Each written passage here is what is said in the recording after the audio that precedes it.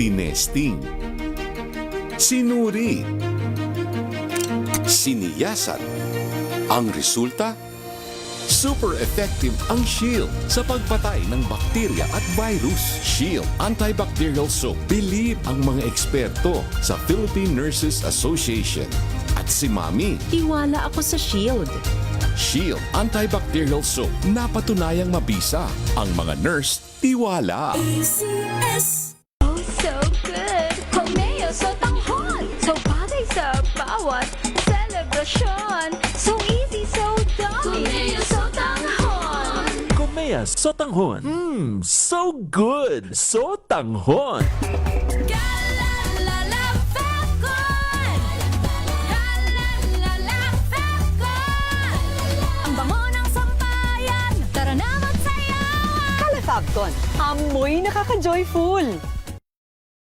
I'm Jovi Kalmov. Currently, I am the Vice President for NAFA, which stands for the National Federation of Filipino American Association for the state of Arizona. In order for me to perform very well, I really make sure that my physical and spiritual wellness is really in order. And of course, the help of MX3 capsule. This is the secret. MX3, dito ako believe. Mahalagang paalala, ang MX3 capsule ay hindi gamot at hindi dapat gamiting panggamot sa anumang uri ng sakit. Galalala Falcon! Galalala Falcon! Ang bango ng sampayan, tara na magsayawan! Calefabcon, amoy nakaka-joyful.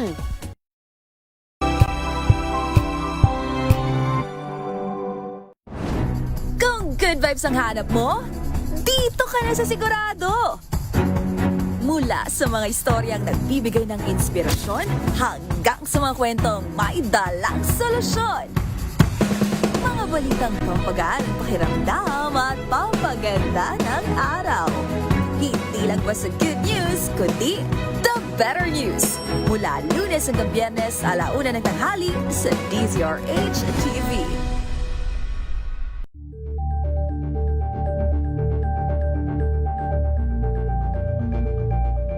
Sa pagbabalik tanaw sa 87 taong legasiya ng DZRH, napagtagumpayan na ng kauna-unahang himpilan ng radyo sa Pilipinas ang iba't ibang pagsubok, kabilang na ang bangungot noong panahon ng ikalawang digmaang pandaigdig. Impormasyong naihatid ng himpilang KZRH ang siyang naging kaagapay ng mga Pilipino at nakasama hanggang sa nakamit ang kalayaan. At nang muling mapas sa kamay ng mga Pilipino ang kasarinlan, nagbukas din ang panibagong yugto para sa himpilan. Mula sa KZRH na kalaunay naging DZRH, ang mga balita at impormasyon ang nagsilbing gabay ng mga Pilipino. Naging hudyat ito ng panibagong simula at patuloy na paglago, kasabay ng pagsilang ng mga programang nag-iwan ng bakas sa kasaysayan at sa puso ng bawat Pilipino.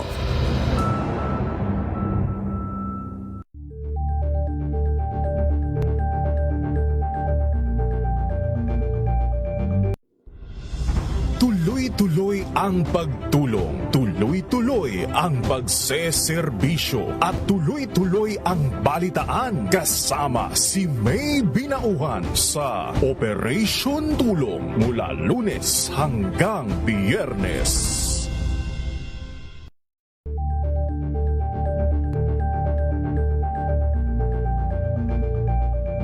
Ngayong ika-87 taon ang kauna-unahang himpilan ng radyo sa Pilipinas, ang DZRH, patuloy pa rin magbabalita, magseserbisyo at magbibigay pag-asa sa iba't ibang sulok ng bansa. 1994 nga nang inilunsad ang One Nation, One Station sa inisyatibo ni MBC Media Group Chairman Mr. Fred J. Elizalde. Naabot ang nasa 97% ng populasyon sa Pilipinas gamit ang nationwide satellite broadcast. Patunay ang 20 relay stations mula Luzon, Visayas at Mindanao sa patuloy na dedikasyon ng DZRH sa loob ng maraming dekada.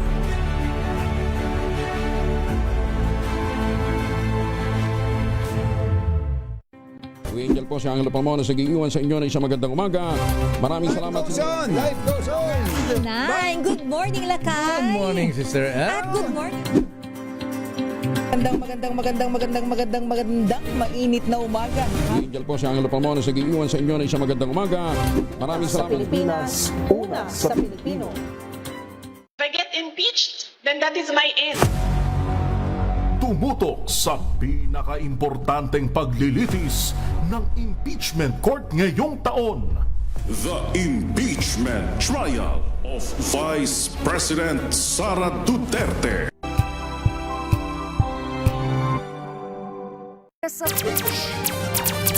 Magandang hapon Pilipinas, ang ating oras 15 minutos makalipas ang alas 5 ng hapon. Dahil ang pamamahayag kailangan laging patas, ang pagtalakay ng bawat issue dapat laging parehas. Narito na ang balitaan at talakayang hihimay sa punot dulo ng mga issue. Bawat panig ilalahad sa publiko. Programang DZRH Balansyado. Narito na ang mga balansyado sa pagbabalita at komentaryo sina Henry Uri at Karen Oyo.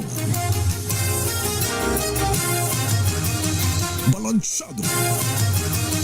Basta balita, DZRH Balansyado. Basta komentaryo, DZRH Balansyado. DZRH Balansyado. Balansyado. Magandang hapon, narito na po ang ating mga balansyadong headlines. Pag-eksena ng dating security chief ni VP Sara sa disbursement ng confidential funds na ungkat sa Day 14 ng impeachment trial. DZRH Balansyado. Kasong grave threat laban kay VP Sara inakyat na sa hukuman. DZRH Balansyado.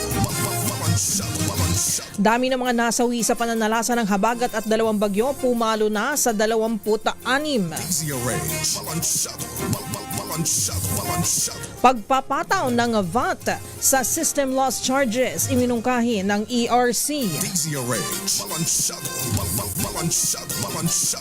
Korte Suprema pinadalhan ng love letter pag TRO ng Pasig RTC sa wage hike pinaiimbestigahan. DZRH Balansyado. Congressman Leviste no show sa NBI at tiko ang bibig sabi ng kanyang mga abogado. DZRH Balansyado. Ateneo University at dating Blue Eagle coach Tab Baldwin na pinagmumulta ng dole ng halos 5 million pesos. DZRH Balansyado. At halos 132 patay sa malakas na lindol na tumama sa Colombia. DZRH Balansyado. At ngayon para sa detalye ng mga balansyadong balita na ungkat sa Day 14 ng impeachment trial ni Vice President Sara Duterte ang pag-eksena ng kanyang dating security head sa disbursement ng confidential funds sa kanyang pagharap sa paglilitis, sinabi ni State Auditor Sailin Del Ocampo ng COA Intelligence and Confidential Funds Audit Office na labag sa alituntunin ang ginawa ni Colonel Raymond Dante Lachica nang pangasiwaan niya ang pagganap sa papel bilang Special Disbursing Officer ng OVP. Ayon kay Del Campo, inamin ni SDO Gina Acosta sa pagdinig ng Kamara na kanyang ipinaubaya kay Lachica ang pag-disburse ng kontrobersyal na pondo mula sa pahintulot o go signal ng pangalawang Pangulo. Ipinahayag ng State Auditor na ang naturang desisyon ay direktang paglabag sa COA Joint Circular. Dahil sa pangyayari, sinabi ni Del Campo na siya ay bumalangkas ng Notice of Disallowance na isinumite sa kanyang superior para sa kaukulang pagsusuri. Nang tanongin si Atty. Lorna Kapunan kung sino ang liable sa naturang paglabag, diretsahang sinabi ni Del Campo na batay sa COA rules may pananagutan na sina Vice President Sara Duterte, SDO Acosta at Colonel Lachica. DZRH Balansyado. Samantala sa pagbubukas ng Day 14 ng impeachment trial, binatikos ng Prosecution Counsel na si Atty. Lorna Kapunan ang depensa o defense team dahil umano sa pagtangging makipagpulong noong nakaraang linggo. Ang pagpupulong ay iniutos ng presiding officer para magkasundo o pagkasunduan o i-stipulate ang libu-libong dokumento na may kaugnayan sa aligasyon ng maling paggamit sa confidential funds ng opisina ni Vice President Sara Duterte. Layunin sana nito na mapabilis ang proseso ng pagtestigo ni State Auditor Sailin Del Campo ngayong araw. Pakinggan at panuorin po natin ito. Chair, would just like to correct, hindi ka Attorney Lorna ininjan, baka ginost ka. Kasi hindi ka sinagot eh. Pero hindi ka ininjan, wala namang pinag-usapan date pa eh. Inignore. Ghost na nga eh. Ghost na yung bago ngayon. Hindi na. Ghost na yung bago ngayon. Ghosting pa. But having said that, Ghosting. the chair notes, because the chair also inquired, that given what happened in the pre-trial, wherein the copies of the exhibits marked by the respondent, no copies were retained by the court. So the chair would like to request the counsels for respondent to kindly furnish the court with a copy of the marked pieces of evidence during pre-trial. Kasi apparently meron kaming pre-marked pieces of evidence from the prosecution, but not all the pre-marked pieces of evidence from the respondent. So in lieu of meeting, kindly just submit that, Attorney Christine, so that we can do the comparison ourselves, either as a court or through the individual senator judges. At napakinggan nyo po sa radyo, dahil sa telebisyon naka-video po yan, pero sa radyo ang tinig po ni impeachment trial presiding officer Senator Cheese Escudero at ng abogado po ng prosecution na si Attorney Lorna Capunan. Sa kaugnay pa ring balita tungkol sa impeachment trial, pabiron tinanong ni Attorney Lorna Capunan si Sailin Del Campo ng COA kung Superman o nakalilipad ba ang Special Disbursing Officer o SDO ng Department of Education o DepEd. Kasunod dito ng pagpresenta ni Capunan ng acknowledgement receipts na inilabas sa iba't ibang lugar sa Luzon, Visayas at Mindanao sa ilang petsa lamang. Katulad na lamang ng resibo na na-disburse noong February 21, 2023 sa Danao, Malolos, Davao City, Negros Occidental, Agusan del Sur, Makati City at Negros Oriental. Gayon din ang resibo na February 21 at March 15, 2023 na na-disburse sa 30 lugar kung saan may pirma at lugar pero walang mga pangalan. Nilinaw ni Del Campo na tanging si Edward Fajarda na siyang SDO lamang ang pwedeng mag-disburse sa payee na ipinagtaka ni Capunan dahil sa dami ng pondo na inilabas sa iba't ibang lugar sa iisang araw. Narito po muli si Attorney Lorna Capunan. Kasi ako, Marvel Comics ang binabasa ko. Superman ang favorite ko. Kung hindi man Superman, ang isang SDO, kaya ba niyang puntahan? Sa palagay mo, Your Honor, please. lahat na ito. Your Honor, please. Yes, Counsel for Respondent. The question is speculative, Your Honor. What is speculative about Superman? He can fly anywhere It's a in one day. hypothetical question. Counsel, move on. Move I on, will Counsel. move on, Your Honor. DC Comics po yun, Attorney Lorna. Hindi po Marvel. But anyway, at least mahilig sa comics itong si Attorney Lorna Capunan at mahilig sa mga superheroes. Tayo naman ay Avengers era na ngayon. Samantala, ipinakita ng House Prosecution Counsel na si Attorney Lorna Capunan ang ilang acknowledgement receipts na isinumite bilang bahagi ng liquidation documents ng confidential funds ng Office of the Vice President o OVP.